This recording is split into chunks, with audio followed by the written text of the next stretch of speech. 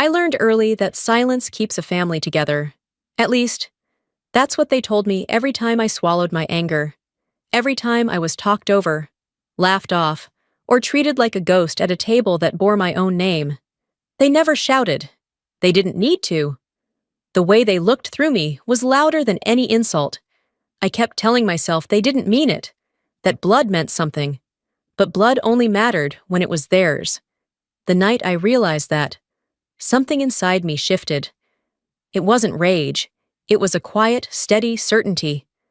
I understood that staying silent wasn't keeping peace. It was feeding their cruelty.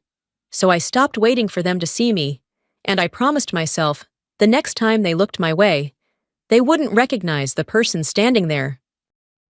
The cold in Denali doesn't just sting, it seeps. It moves through metal, bone, and silence until everything sounds hollow. The kind of quiet that forces you to listen to yourself, whether you want to or not. Most mornings, I start the same way. I pour coffee black as motor oil, step outside, and open the hangar doors until the hinges groan. The wind rushes through like it's been waiting all night to be let in. It whistles through the steel frames, striking every loose panel, every forgotten bolt, like fingers dragging across a piano made of rust. The planes sleep under layers of frost, their aluminum skins dull and scarred. I check them by habit: oil, rivets, fuel lines. Because machines don't lie. They either work or they don't. Out here, no one asks who you used to be. No one asks why you live alone at the edge of the Arctic Circle. People in Alaska understand silence better than most. They know it's not always emptiness. Sometimes it's survival. Kilo trots beside me, tail swaying, his paws sinking into the snow like he was born from it. He doesn't bark much, which suits me fine. He only breaks the quiet when something's wrong. That night, I was tightening a bolt on the Piper's wing when I heard it, metal tapping against metal. Not the wind, not ice shifting, something deliberate. I killed the light, and the hangar fell into darkness. The air tightened. My hand went instinctively to the wrench, as if a piece of steel could stand in for a sidearm I no longer carried. The sound came again. 2 slow knocks on the hangar door. Then silence. I waited. Even the wind paused, as if the world was listening with me. I stepped out into the open.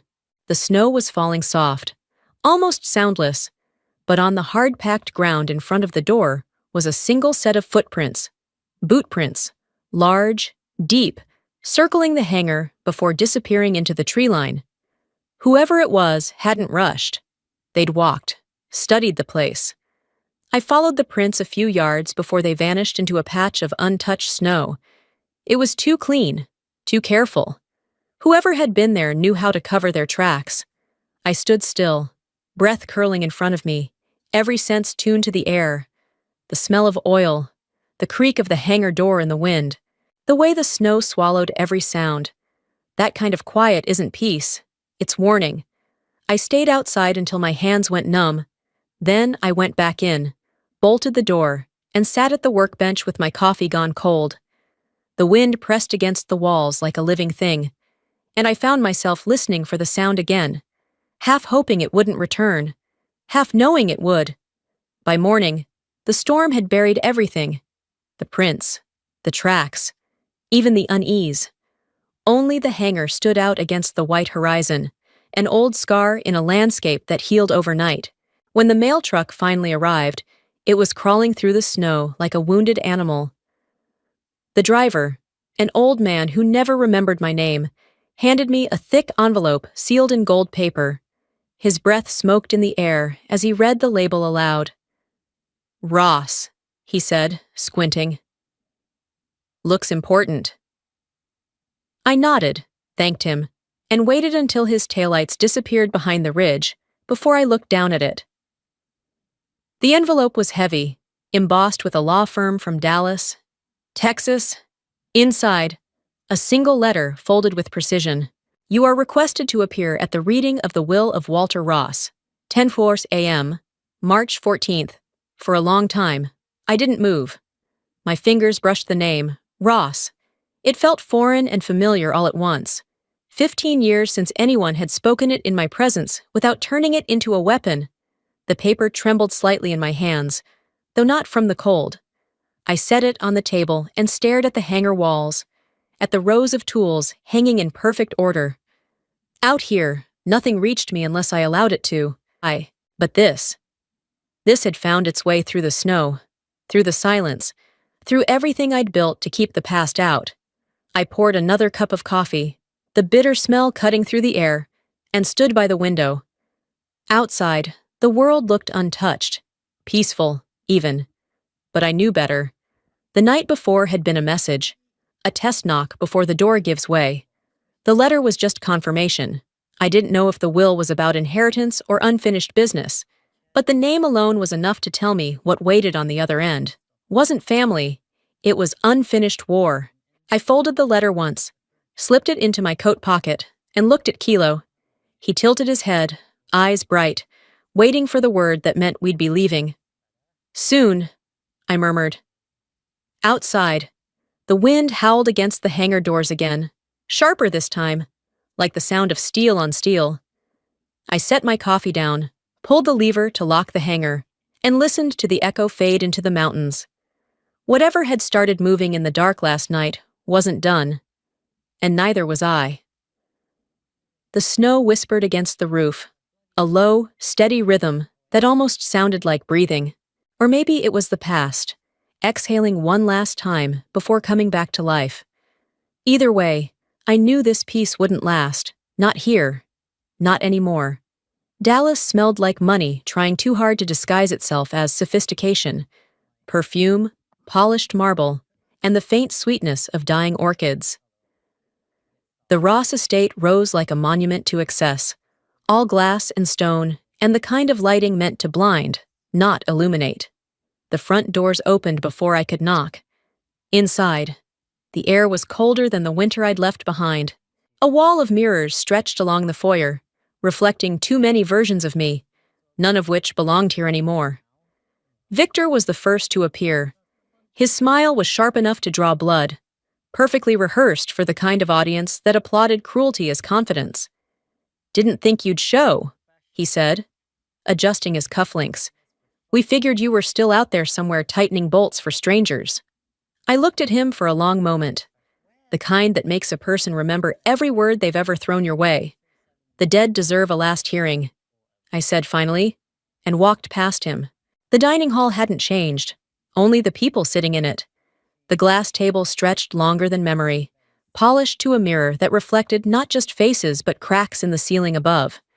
Around it, my mother sat rigid and silent, her pearls a kind of armor. A few distant cousins whispered behind manicured hands. And at the head of the table, the family lawyer, Henderson, cleared his throat with the precision of a man who has practiced the same sentence too many times. According to the last will and testament of Mr. Walter Ross, his voice carried across the table. Crisp and clinical, the property located in Anchorage, Alaska, including the decommissioned airfield and adjacent hangar facilities, shall be transferred in full to Ms. Evelyn Ross. Silence. Then laughter. Light, practiced, expensive. Victor leaned back, his smirk widening. A frozen runway in the middle of nowhere. How poetic. Perfect for you. I felt the heat rise in the room, not from anger, but from recognition. This was the same script, the same sneer, the same contempt that had been passed down through generations like silverware. "You're right," I said, voice even. "It's worthless to you. But for me, it's where two men died, so you could stand here and joke about the cost of survival." The air froze. The sound of cutlery halted. Even Henderson's pen stopped scratching against paper. Victor's grin faltered, replaced by something harder, more defensive. "You always did love dramatics," he said quietly, like someone testing the sharp edge of a knife.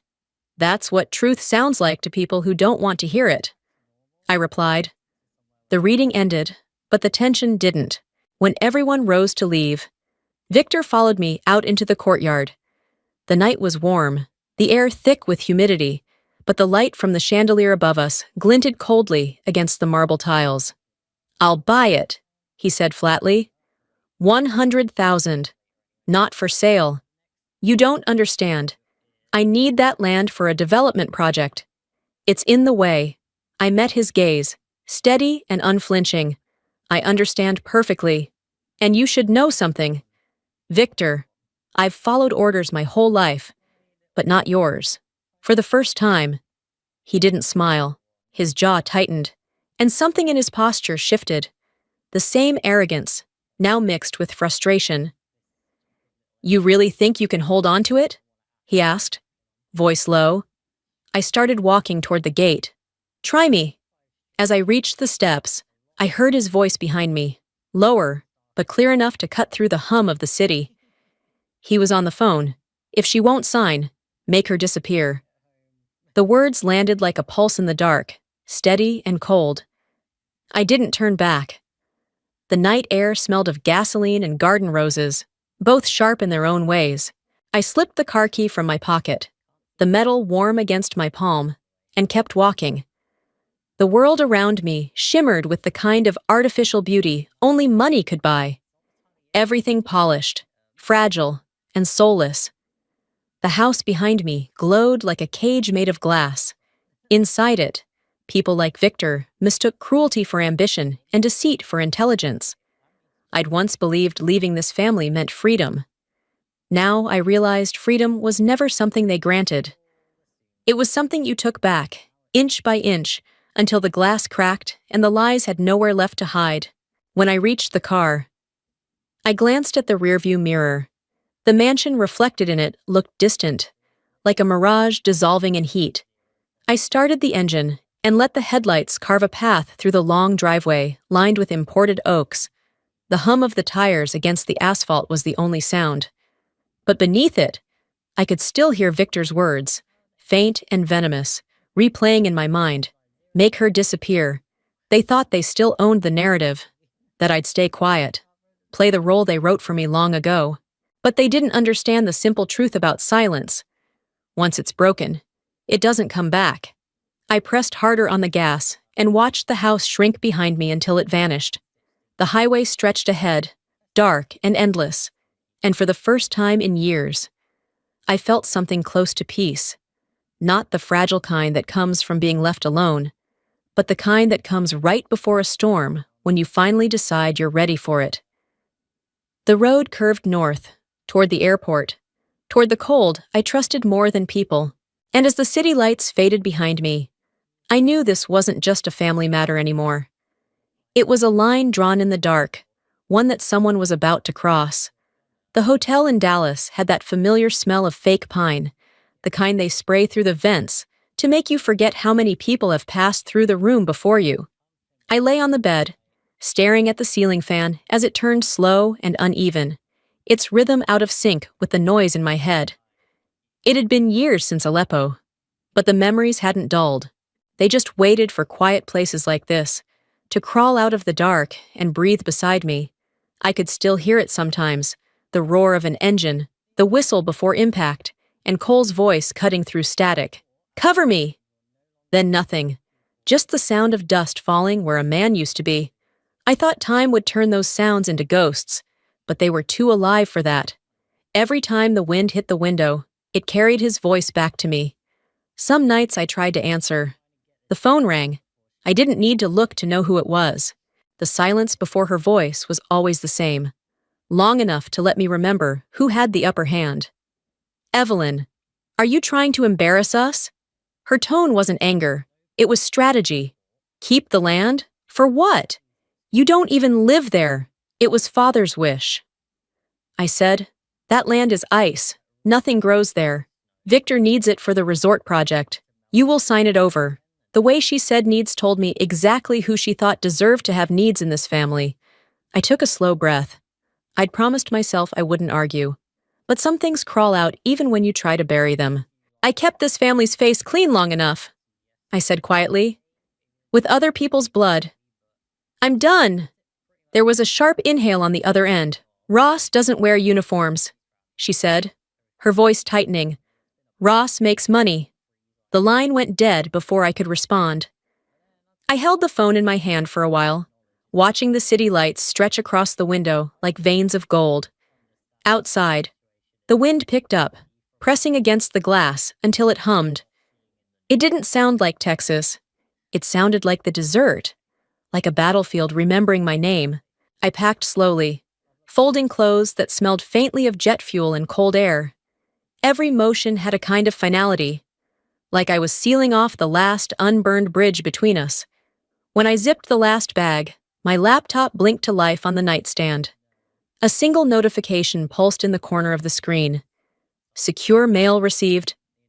I froze. That account hadn't been active for years. An encrypted military channel that was supposed to be closed when I left. My hand hesitated over the trackpad before opening it. From LTG James Monroe. Subject, urgent, private channel, content. Victor Ross has contracted a private security firm linked to Vigilant Cross. They operated in Fallujah and Kandahar. Be cautious. Eve. If you see drones, shoot them down. The cursor blinked beneath the last line. The letters felt heavy, not because of what they said, but because of what they implied. Victor hadn't just stepped over the line. He'd dragged the family name straight into the kind of darkness that didn't come with lawyers or second chances. Vigilant Cross. I remembered the stories. Men with no country, no flag, just paychecks and orders. They'd been disbanded after an op in Iraq went wrong, reappearing years later under different names, different logos, always with the same ghosts behind them. The air in the room felt thin. I stared at the screen, waiting for disbelief to catch up, but it didn't. I'd spent too many years around men like Victor to mistake coincidence for strategy. I thought of the footprints in the snow back home, the knock against the hangar door. That hadn't been random. It was reconnaissance, a warning dressed as curiosity. My hand moved to the keyboard before I realized it, typing each word with the calm of muscle memory. Roger that, sir. Denali base reactivated. I hit send. The message disappeared, swallowed by encryption. No confirmation, no return address. Just the faint glow of the screen reflecting off the hotel mirror. Me, sitting there in a room that wasn't mine, in a city that had never felt like home, holding a letter from the past and a promise for the future. Outside, the night pulsed with the heartbeat of traffic, engines and horns weaving into something that almost sounded like gunfire if you listened too long. I leaned back, closed my eyes, and let the noise fade into a single thought that kept repeating itself. He really did it. He turned blood into business. The next flight north left before sunrise. I didn't pack the letter from the law firm or the phone that still held my mother's voice. Some things were better left buried in warm soil. I slid my dog tags into my pocket, cold against my fingers. The edges had dulled over time, but the weight was the same. By morning, the world would look different again. Cold, quiet, and honest in a way Dallas never could be. But I knew what was waiting. The knock on the hangar door, the tracks in the snow, the sound of steel waking from sleep. Victor thought he was fighting for property. He had no idea what kind of ground he'd just stepped onto. And as I left the hotel behind, the automatic doors closing like a final verdict, I whispered to no one at all. This time, they won't be the ones giving orders. The night flight back to Alaska hummed like an old memory that refused to fade. The engines beat a steady rhythm beneath my seat, the same rhythm that used to echo through my chest before every mission.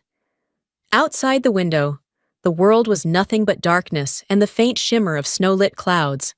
I didn't sleep. You can't. Not when your mind already knows there's something waiting for you on the other end. When the plane touched down in Denali, the air hit like a blade, clean, sharp, familiar. The runway lights blurred under a sheet of falling snow. And for a moment, the scene almost looked peaceful. But peace is just camouflage for danger when you've lived through enough of it. By the time I reached the hangar, the wind had already erased every sign of my absence. I pushed the door open, the hinges protesting like old bones. The smell of oil and frost hit me all at once. Everything was exactly where I'd left it. The tools, the worn mechanic's stool, Kilo's bowl by the door.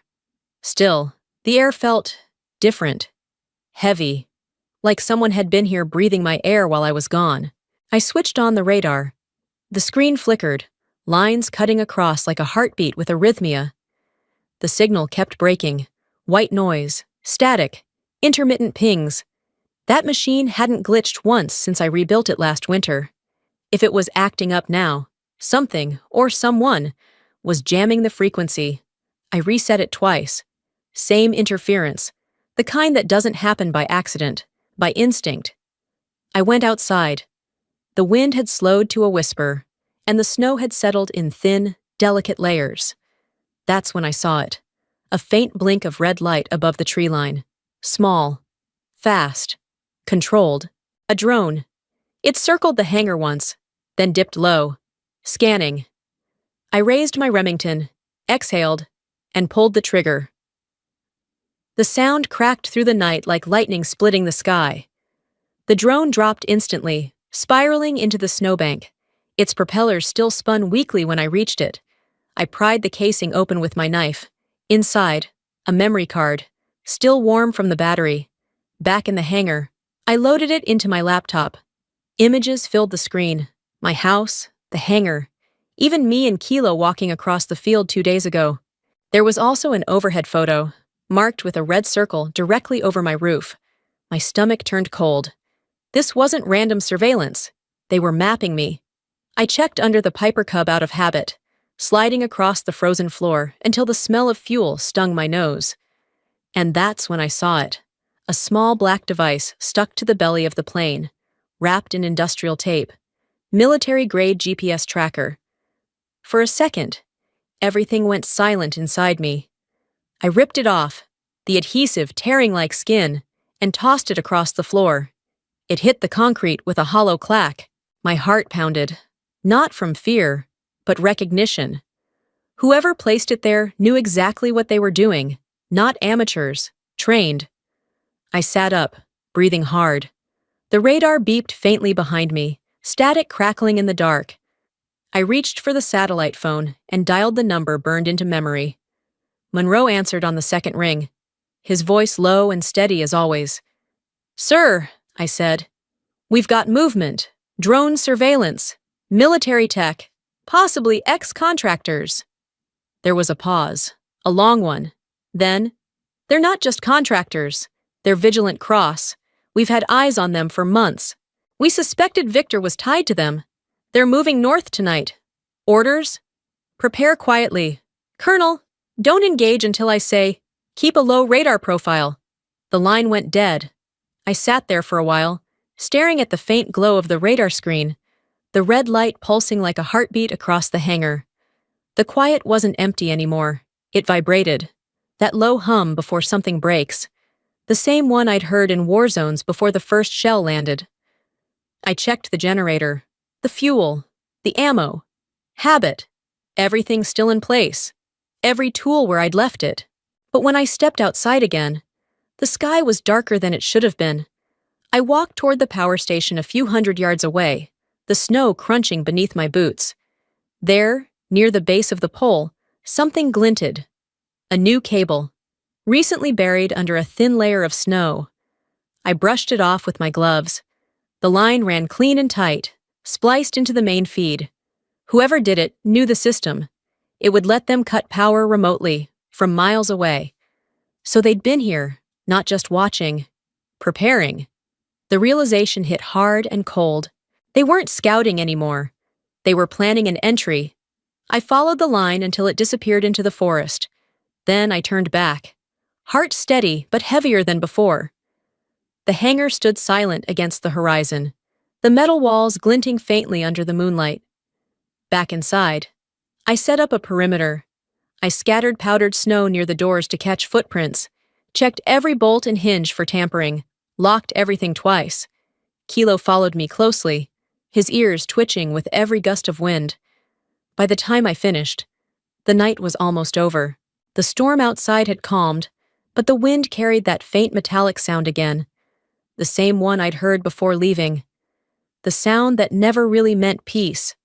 I crouched by the door, ran a hand over Kilo's fur. He pressed closer, sensing what was coming, even if he couldn't name it. "If they're coming," I murmured. "They picked the wrong airfield. The wind howled once, sharp and long, like an answer. I stayed awake until dawn. The static from the radar humming like a heartbeat I couldn't shut off. The red light blinked on, off, on again. Each pulse a reminder that somewhere out there, someone else was awake too, watching, waiting for the right moment to move.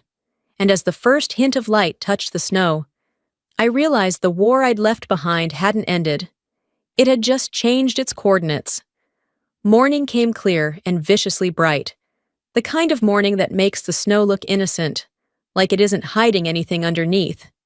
But I knew better. The cold bit through my gloves as I stepped outside. The airfield stretched before me, blanketed in snow up to my knees. I moved slowly, scanning for anything out of place. Near the edge of the runway, I spotted tire marks, deep, fresh, and sharp-edged, military-grade tread, not the kind you see on a civilian vehicle. I followed them a few yards until they disappeared into a patch of ice near the tree line. That's when I saw it. A crumpled cigarette pack, half buried in snow. The logo printed on the side was one I'd seen before. Vigilant Cross. My jaw tightened until I felt it ache. That name used to mean rumors whispered in briefing rooms. Ex-soldiers who'd lost their flag but kept their weapons. Now it was printed in the snow outside my home. A gust of wind blew through, carrying with it that familiar metallic tang of cold air and dread. I'd felt this once before. Syria, right before everything went to hell. It starts as an instinct, a pressure behind the ribs, telling you the air has changed and the world's about to split open. By late afternoon, the sky had gone from blue to a dull gray that pressed down on everything. The radar had stabilized. No interference, no noise. Too quiet to be real. When the line goes silent, it means someone has learned to speak without it. Then I heard it. A faint click behind the hangar, too soft for metal expansion in the cold. I turned, scanning the tree line. That's when I saw the shadow. A figure half concealed among the evergreens, shoulders squared, movement precise, tactical jacket, low stance, weapon drawn, AR-15 with a suppressor. I lifted my binoculars slowly, steadying my breath. His movements were deliberate, professional. He wasn't there to scout. He was assessing entry points. I'd trained that posture myself, years ago, drilling it into men who swore allegiance to something bigger than themselves. He stepped back into the trees, disappearing like smoke. That night, sleep wasn't even a consideration. The quiet outside had the weight of a countdown. I moved methodically, like muscle memory had taken over. From the supply rack, I pulled my M17 pistol, the handle worn smooth from years of use. Then the combat knife, balance still perfect. I laid them on the workbench alongside the thermal scanner and night vision scope, tools that hadn't seen daylight in too long. I moved through the hangar, setting up a perimeter, tripwire sensors, flares connected to motion detectors, dummy wires laced with harmless det cord for intimidation. I built it the way we used to build forward posts. Nothing fancy, just precise, efficient. When the last flare was set, I made coffee. The smell of it filled the space, rich and bitter, grounding. I sat down at the workbench and opened my old logbook, the one I swore I'd never touch again. The pages were stained. The ink faded in places where blood had mixed with sand. I wrote one line. If they come, I won't run. This time, I stand. The words sat there, small and simple, but heavy as the mountains outside. Hours passed. The storm eased into silence, the kind that hums. I'd almost convinced myself I'd overreacted when the satellite phone buzzed across the table. Its vibration cut through the quiet like a blade. I answered without speaking. Only one person had that frequency. Eve. Monroe's voice rumbled through static, low and deliberate. It's confirmed. Victor hired a 6-man team, commanded by Staff Sergeant Cole. For a moment, I couldn't process the words. My fingers tightened around the phone until the plastic creaked. Cole. That name had been carved into a headstone years ago. That's not possible. I managed. He died in Aleppo. Monroe paused. We thought so. But he resurfaced 2 years ago in Dubai. Freelance. Mercenary work. I'm sorry. The line went silent, but his voice echoed long after the connection cut out. I sat there, staring at the blank radar screen, listening to the wind clawing against the hangar walls. My mind went somewhere else entirely, back to the desert, to the heat, to the sand that turned red under the weight of what I'd done. Aleppo. The night sky lit orange with tracer fire, the ground trembling with every explosion. Cole's voice over the comms, steady, calm, the kind of tone that made men believe they'd live through it. "Cover me," he'd shouted, before running into a cloud of dust and flame. Then, silence. I'd waited for the next transmission, but it never came. I had ordered artillery too close. My call. My mistake. We'd found what was left of his unit 2 days later. I'd buried a helmet with his name scratched on it, and now he was alive, leading men to hunt me. I pressed my palms to my face, feeling the cold seep through my skin. The war I thought I'd buried had dug itself out, wearing a familiar voice. The coffee on the table had gone cold. I poured it out, the sound of liquid hitting metal echoing louder than it should have. Near dawn, headlights flickered faintly in the distance, cutting through the snowfall like cautious ghosts. I stood at the window, watching as they paused, then dimmed. They were here. I killed every light in the hangar and moved quickly, packing what I needed: a thermal scope, spare magazines, a flashlight, a first aid kit. I closed the doors until they clicked into place and locked from the inside. Kilo sat by the bench, alert, eyes fixed on the dark beyond the glass. His ears twitched as I knelt beside him, hand resting on his back. "It's okay, boy. This time, we fight smart." The wind outside shifted, bringing with it the faint crackle of ice and something else. The low hum of engines idling in the distance. I could feel it vibrating through the ground, the rhythm syncing with my pulse. I moved to the table, setting the Remington down beside the pistol. My breath came slow and even, the same calm I used to feel before a firefight, cold, precise, detached. On the radar, the dots appeared one by one, faint at first, then closer, brighter, 6 of them, moving in formation. I adjusted the scope, hands steady, heart steady. Not fear, not adrenaline, just inevitability. The air filled with the sound of wind scraping against metal, the old hangar settling under its own weight. But to me, it sounded like a memory waking up. The war had found its way back, and this time, it wasn't waiting for orders. 2:37 a.m. The world went black. The radar cut out first. Its steady pulse vanished mid-beat, leaving behind an unnatural silence. A second later, the hangar lights flickered once, twice, then died completely. Even the security lamps outside surrendered, swallowed by the dark. Power outage. Not random. Too clean. Too exact. They'd hit the substation, 2 miles north, just like I'd wired it, which meant they'd been studying my setup. I slipped on the night vision goggles.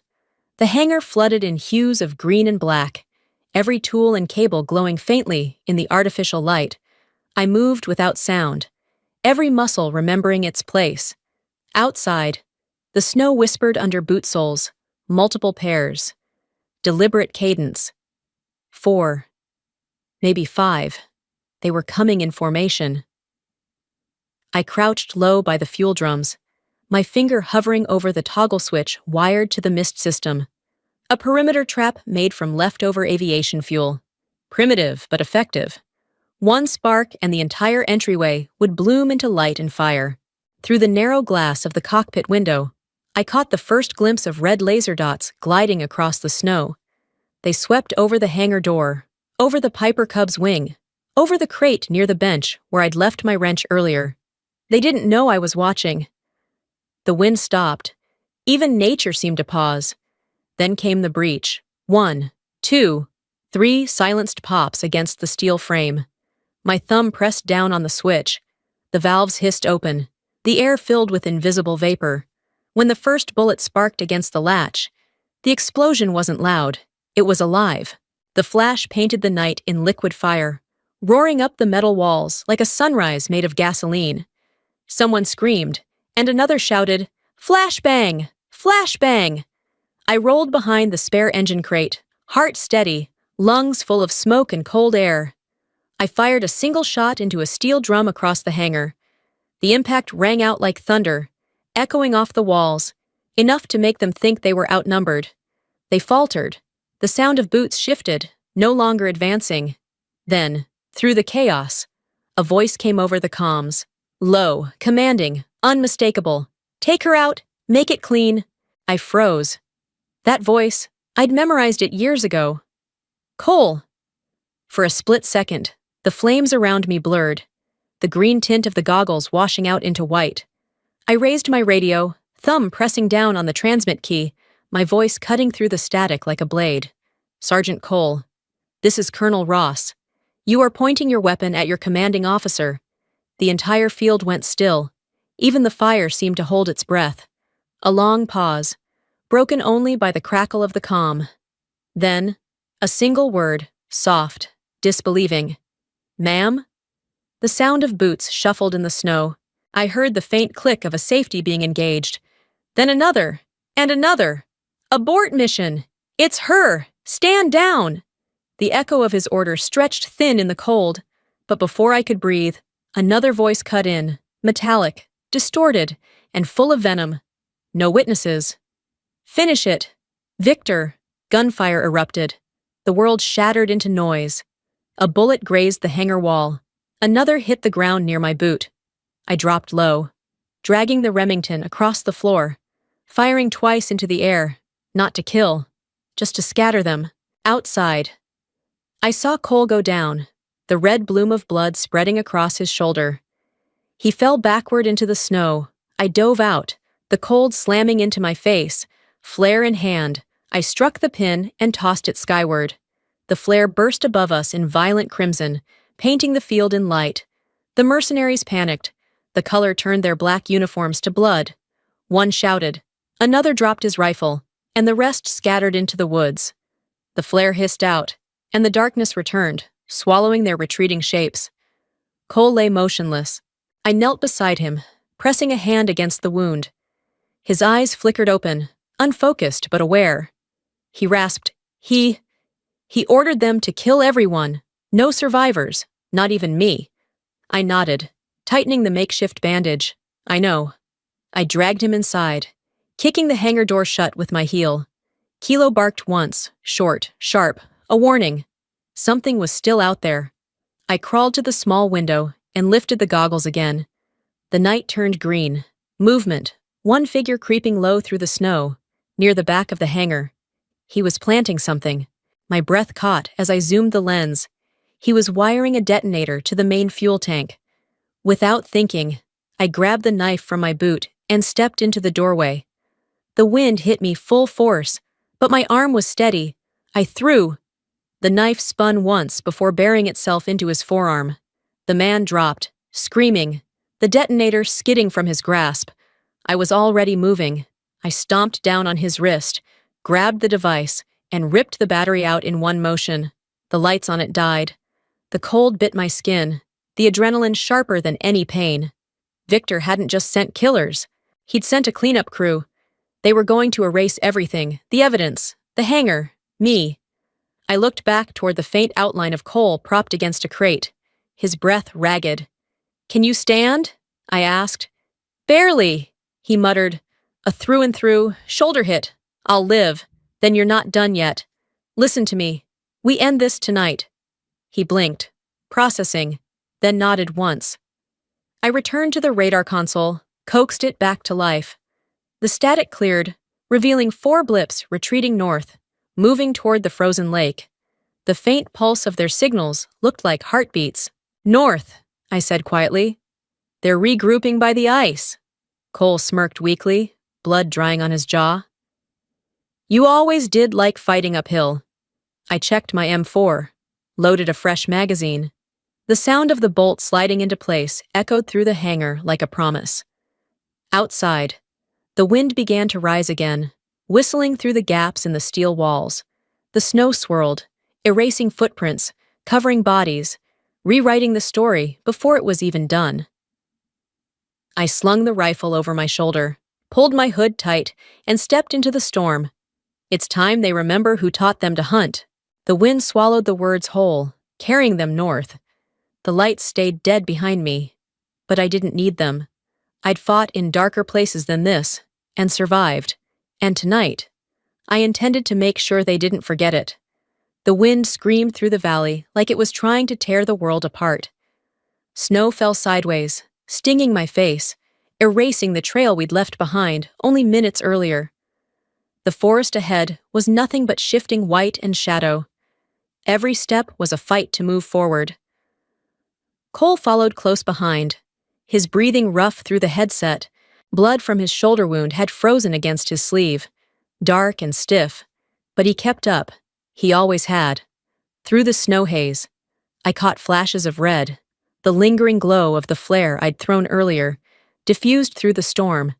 It cast the woods in a crimson fog, the kind of light that makes even trees look like they're bleeding. "Where are they?"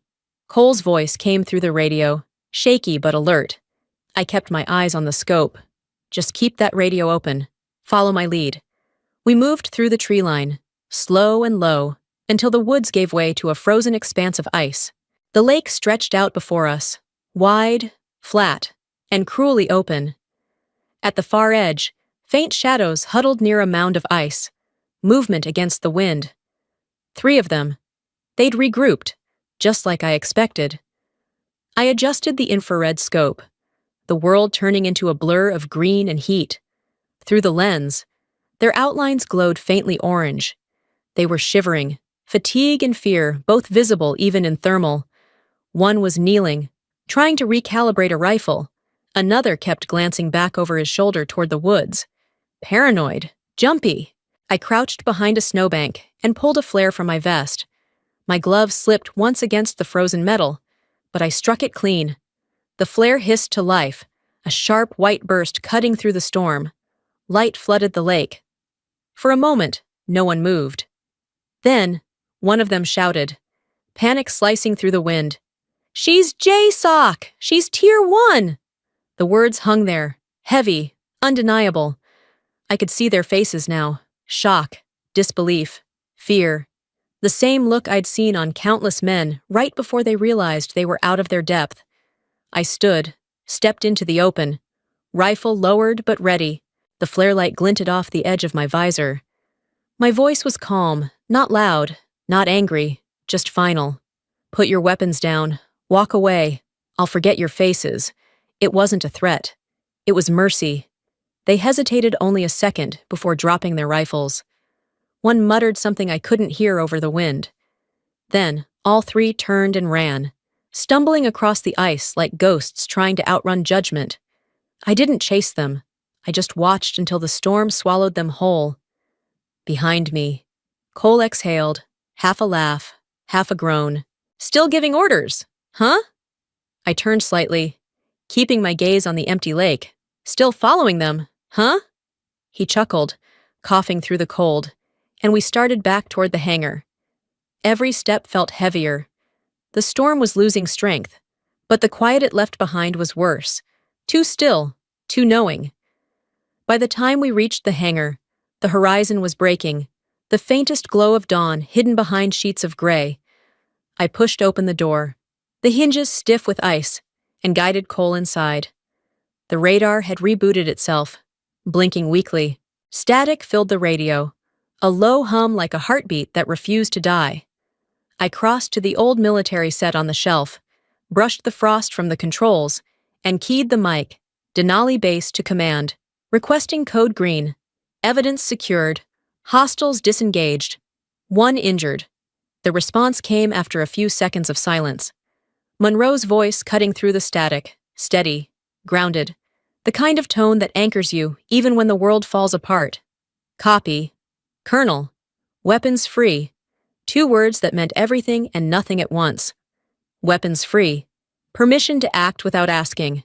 To do what needed to be done. It didn't feel like power. It felt like inevitability. I looked at Cole.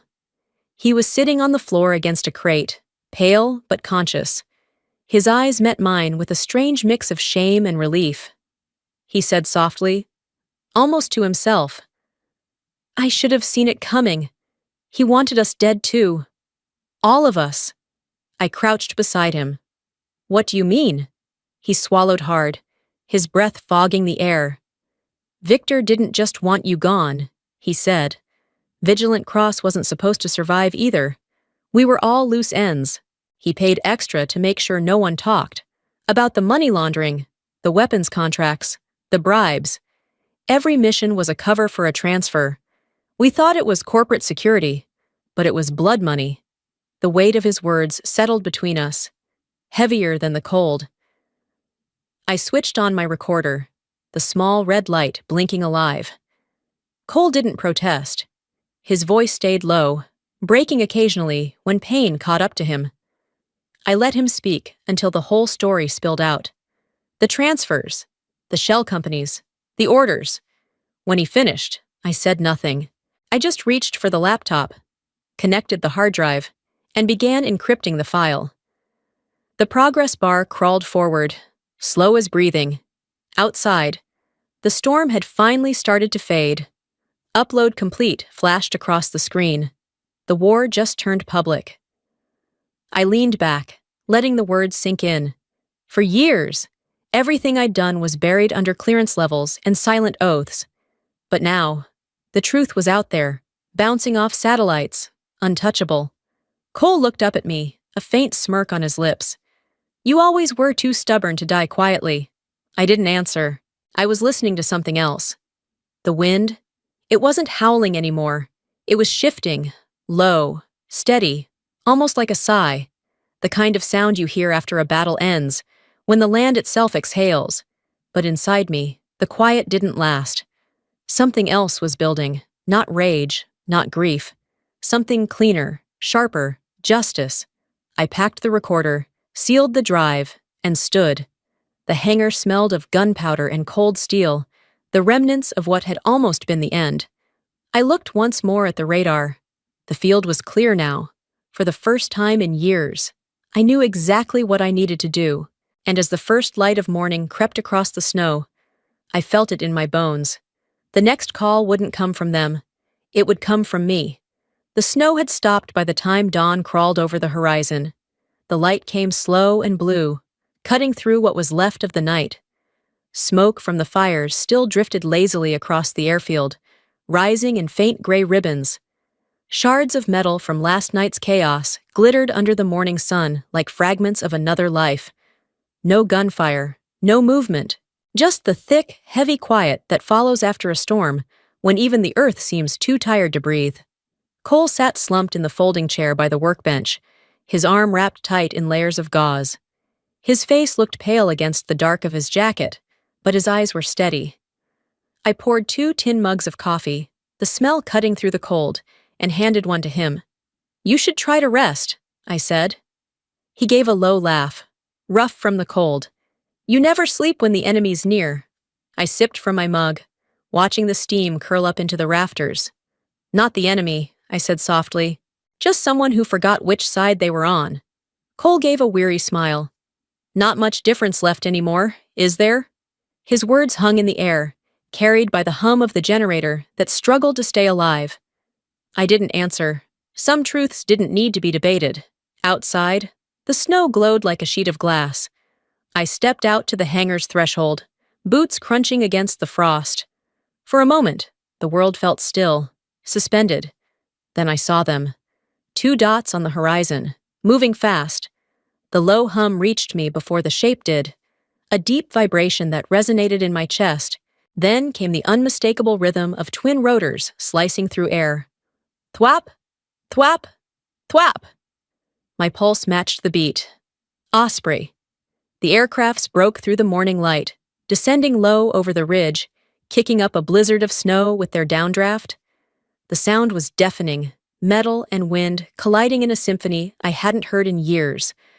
I grabbed the radio from my belt and spoke into it, my voice steady. Denali base to incoming aircraft. Identify. Static filled the line for a heartbeat before a familiar voice answered. Crisp and commanding. "Colonel Ross, This is General Monroe. Hold your position. The air around me shifted. The wind caught my hair, lifting it across my face as the first Osprey hovered down onto the runway.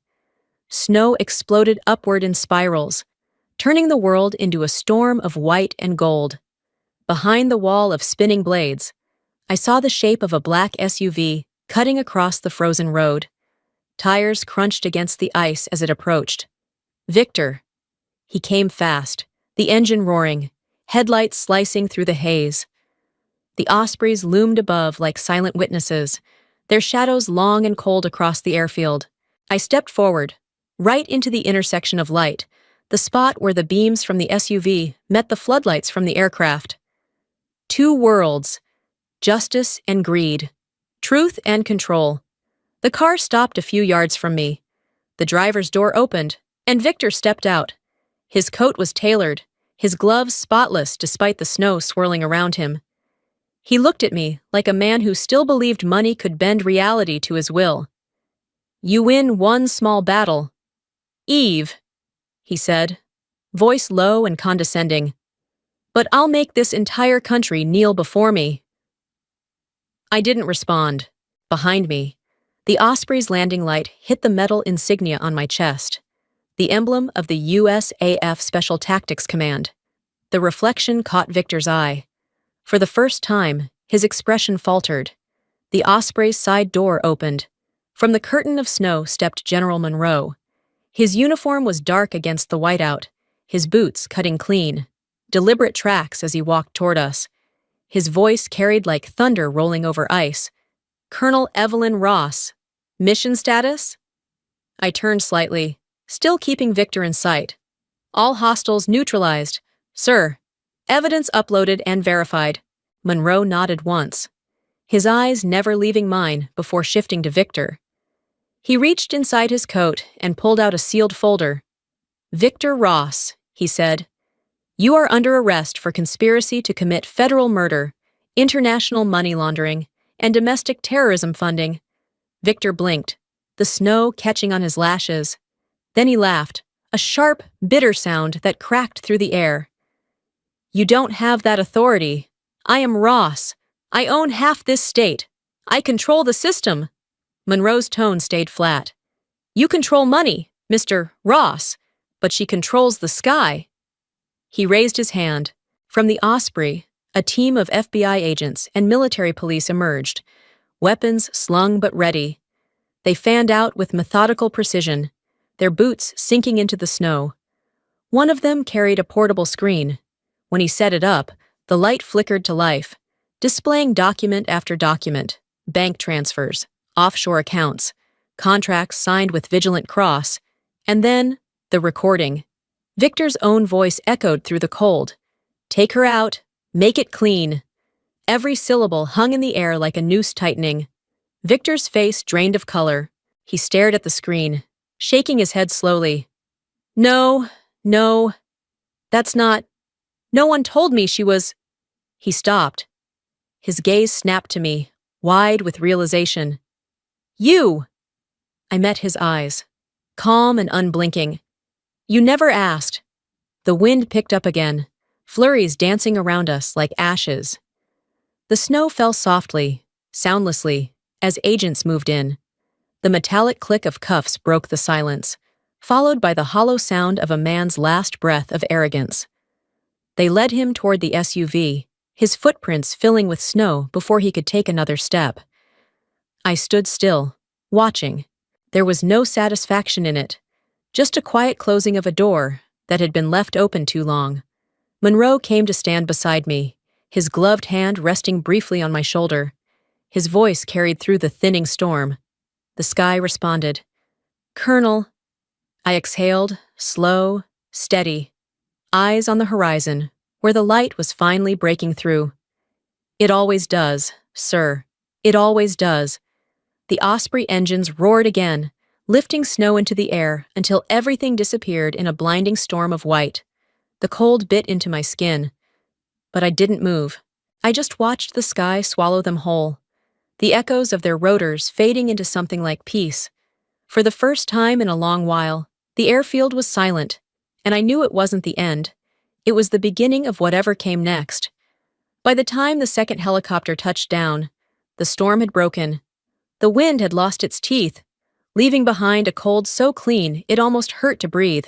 From where I stood on the runway, the entire airfield looked like the aftermath of a dream. Smoke curling in soft gray lines, the snow carved by boots and tire tracks, everything shining faintly under the weak morning light. Local law enforcement had already arrived, their cruisers forming a perimeter around the hangar. Blue and red lights spun soundlessly against the snow, painting the white in alternating flashes of warning and relief. The FBI agents moved with methodical precision, tagging bullet casings, photographing footprints, cataloging the remains of the night. I stood apart from them, hands in the pockets of my coat, the coffee from earlier still bitter on my tongue. The quiet was unnerving. After so much noise, silence always feels heavier. Cole lay on a stretcher near the ambulance, his shoulder tightly bandaged. The medics were getting him ready for transport, their voices low and calm. When he caught sight of me, he reached out a trembling hand. I stepped closer and took it. "Thank you," he whispered, voice hoarse, breaking around the edges. "For not killing me."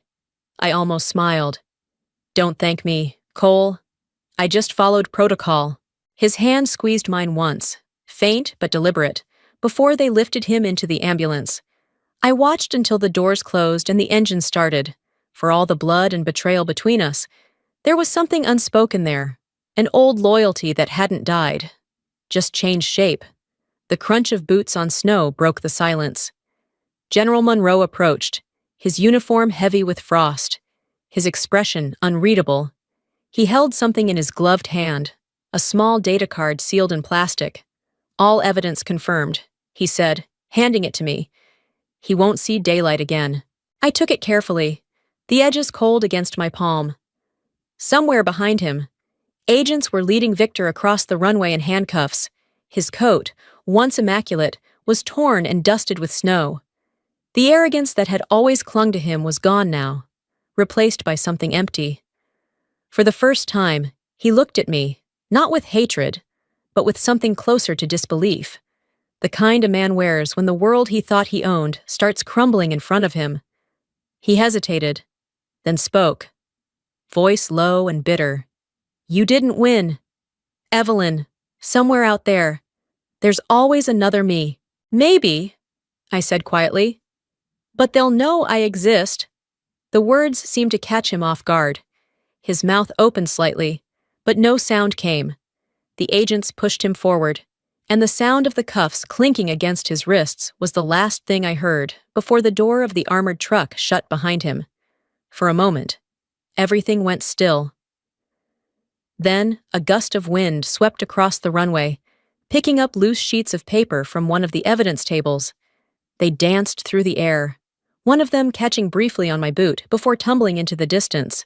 The arrest warrant, its bold black letters stark against the snow, disappeared into the white. Monroe watched it go, then turned back to me. His voice was quieter now, thoughtful. "He's not the only Ross in the files. The company's linked to half a dozen shell firms under larger financial syndicates. This case could open something much bigger." He paused, his eyes narrowing slightly. "You want in on the task force?" I looked up. The sky above was clearing, a pale shade of gold spreading across the horizon where the ospreys were lifting off. Their rotors caught the light like halos, scattering snow in perfect spirals. "I used to fight for the country," I said. "Now, I just want to rebuild what they've broken." A rare smile crossed Monroe's face, small and almost proud. "That's still service." "Colonel!" He walked away, giving orders to the teams as the aircraft began to ascend. The roar of the rotors shook the ground, but for me, the noise felt distant, almost soothing. I turned my gaze back to the armored vehicle, now shrinking into the blur of snow and distance. Victor's silhouette was barely visible through the small window, motionless, head tilted down. No more shouting, no more control. Just silence. For the first time in years, there was no sound of gunfire echoing in my chest, No ghosts clawing at the edges of my mind. Just the clean, simple rhythm of breath. The medics called for one final sweep before takeoff, but I stayed where I was, watching the sky until the last of the Ospreys disappeared beyond the ridge. The airfield looked ordinary again, just an expanse of white and steel and memory. I let out a long breath, my hands still resting in my pockets. For years, I'd lived by orders that came from above, missions whispered through static, authority wrapped in codes and signatures. But standing there now, I realized something had shifted. This time, the order had come from within. When I turned back toward the hangar, the light caught the broken edge of a wing still half buried in snow. The reflection was sharp, almost blinding. I didn't look away. For the first time, the silence didn't feel like a wound. It felt like peace. 6 months later, the snow finally surrendered. The ice melted into streams that carved new paths through the pines, and the mountains wore green again. The airfield no longer looked like a scar on the land. It looked alive. The wooden sign at the gate still smelled of fresh varnish. Ross Airfield Veterans Center, where the broken learn to fly again. The hangar doors were open wide, sunlight spilling across the floor. Inside, the sound of engines hummed like steady hearts learning to beat again. The men and women I trained, veterans still carrying their wars in silence, moved across the runway with a kind of quiet determination. I watched one of them, a young pilot with trembling hands, take off for the first time without flinching at the sound of the propeller. Cole stood by the fence line, clipboard in hand, his sling long gone. He'd healed slower than he'd liked, but when he smiled now, it reached his eyes. He shouted something about wind direction over the engine noise, and I just nodded. Some conversations didn't need words. The airfield smelled of fuel and pine sap, of new beginnings built from old wreckage. It wasn't perfect. It wasn't meant to be. On the table near the maintenance bay, there was a thick envelope, cream paper, government stamped. The return address read Federal Correctional Institution, Florence, CO. The sender's name was printed in bold, Victor Ross.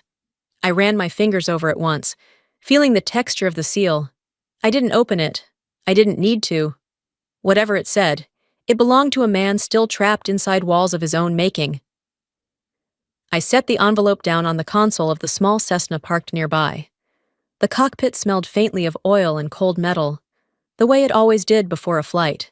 Outside, the sun was climbing fast, turning the last patches of frost into threads of light. A man who once lived by the words, "Take her out now," writes asking for forgiveness. I murmured, I guess even the sky has a sense of irony. The wind picked up, sharp and restless, pressing against the hangar doors. I slid into the pilot's seat, adjusted the throttle, and flipped the switches one by one. The engine coughed, then steadied, a smooth, familiar rhythm. The envelope on the console fluttered once before the wind caught it completely, lifting it through the open door. It spun in the sunlight, weightless, directionless, before falling into the slush near the runway.